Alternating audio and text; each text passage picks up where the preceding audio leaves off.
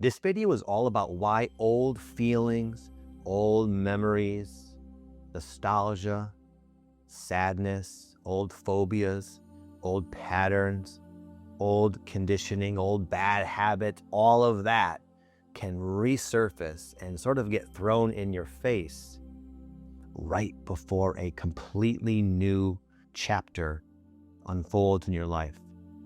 This is the healing crisis before the ascent.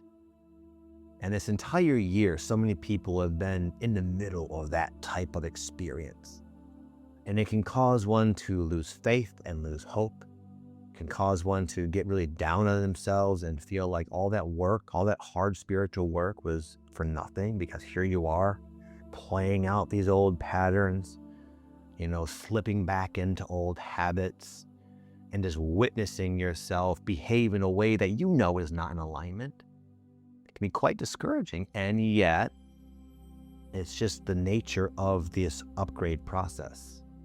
It means you are in the process of transforming yourself massively, whether you want to call it a timeline shift or a vibrational upgrade or moving into 5D. These are all things that people say, but in my experience, it just means becoming your best self. It means moving through the illusions and stepping into our truth. And when we are able to know and be and express and behave as our true selves, there is this harmony that kind of sneaks into our life. And then we experience more flow, more ease, more grace, more synchronicity, more opportunities, more love, higher levels of patience, compassion, joy, more laughter. All the good stuff is on the other side of this. But I want to make this video here to share with you some of the things you might be experiencing right now, as you are probably in the process, if you attracted this video into your life, of shifting into this new frequency. I'm going to talk about the main things that tend to happen, what this journey is like, and then, of course, what you have to look forward to. So welcome to my YouTube channel, my friends. My name is Victor Oddo, and I'm happy to have you here, and I'll see you inside. So the way this can play out initially is there's a couple of things that happen at the same time, which is, in a sense, at first glance, kind of a cruel combination. On one hand, you might find that life is in some way, shape, or form provoking you to default to your old patterns of thinking, patterns of feeling, the way you look at life, the way you react, the way you view yourself. And then, of course, the sometimes dysfunctional and toxic habits that come along with it. So this might be happening. And this, of course, in of itself can be quite discouraging for obvious reasons, because you've put in a lot of work. You've done the shadow work, you've done the meditation, you've tried the yoga, you've probably spent a lot of money on your healing and your transformation, and you've come a long way, and here you are. And it feels like all of that was for nothing, and you're, if anything, worse off than you were before this entire journey began. But what's even a little bit more challenging is now you know better. At the very least, before, you could say to yourself, you know what, I just didn't know any better. I was operating at the level of consciousness I was at the time, and there's like understanding in that. But now you're at a higher level of consciousness, much higher. And you know the folly in your ways. You know the error in your thinking. You know the feelings don't represent reality. And the patterns are, in a sense, beneath you. You've overcome that. So now you literally watch yourself play out all this old drama and it's very humbling. It's very interesting to see that, to have the awareness, to know better, and yet still there's such a strong momentum these patterns of thinking and feeling have. And you just witness yourself playing them out, and you can witness the effect they have on you, the grip they have on you, the way they affect your life and your health and your relationships. And it's like, oh my God. It reminds me of an ayahuasca experience, to be honest. Ayahuasca, at least for me, everyone's different, but oftentimes it's like this presentation to me, and the way I experience it, it's like a presentation of the consequences of my unconsciousness. Not only do I see them in vision, but I feel them. I see the effects they have on other people. I see the effects they've had on myself. I see the missed opportunities. I see the unnecessary pain I've caused myself. And it's like this, it's exactly like what I was describing before. I'm seeing it all from a higher perspective, but I'm experiencing it anyways. And it's god awful. It's very difficult. But you know what always happens? And it always happens a lot later than I would prefer, but eventually there's like a peak to all this, a peak, and then it's like that big tidal wave finally recedes back into the ocean. And what it carried with it was all the stuff, all the junk, all the old patterns, all the old feelings, all the old habits, all the conditioning just recedes back into the sea where it can be cleansed and transmuted. And you're on the shore thinking, what the hell just happened? Whew, thank God that's over. And you look around and you realize, something has changed. Closure. Chapter closed. You can now move on. You're free. It's gone. It's over. And that's what these healing crises do in a bit more of a prolonged way than with ayahuasca. Happens in like an hour sometime or even less. Here it might take you some time, months, year here and there, weeks even sometimes. But it's a period of where you're stewing in your unconsciousness and you're aware the entire time. But there comes a point. In fact, a shaman once told me when I was struggling with one of my ceremonies, she said, Victor, everything has a beginning, a middle, and an end. And the end of this spells very good things for you, my friend.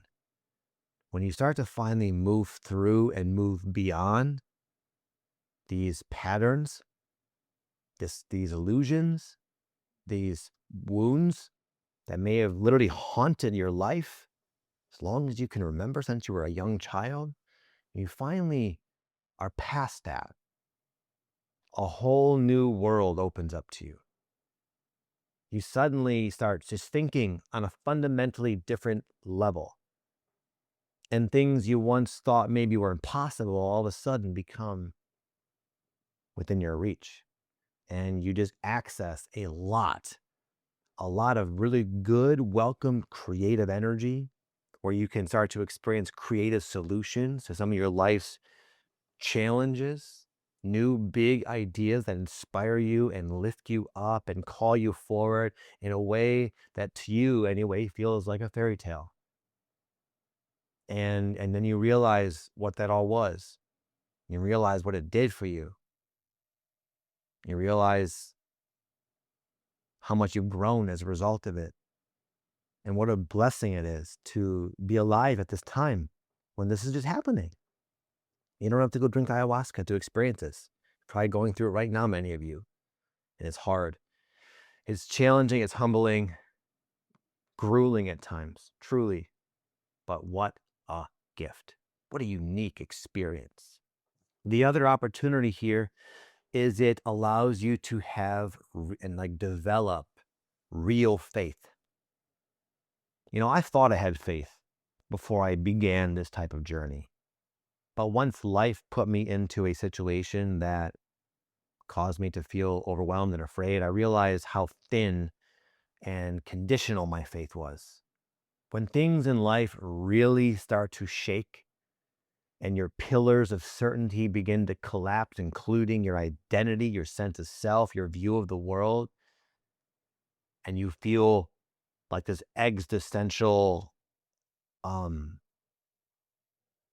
confusion, lost at sea, with the awareness that nobody can help you.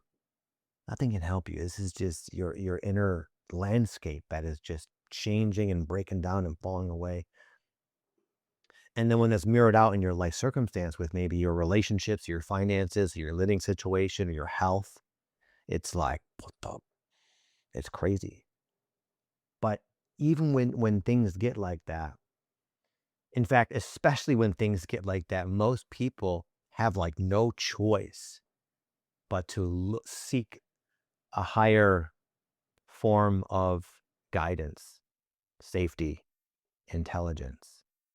And when you have this combination of things, most of us find that. I remember back in 2016, my whole world, it felt like, was breaking down.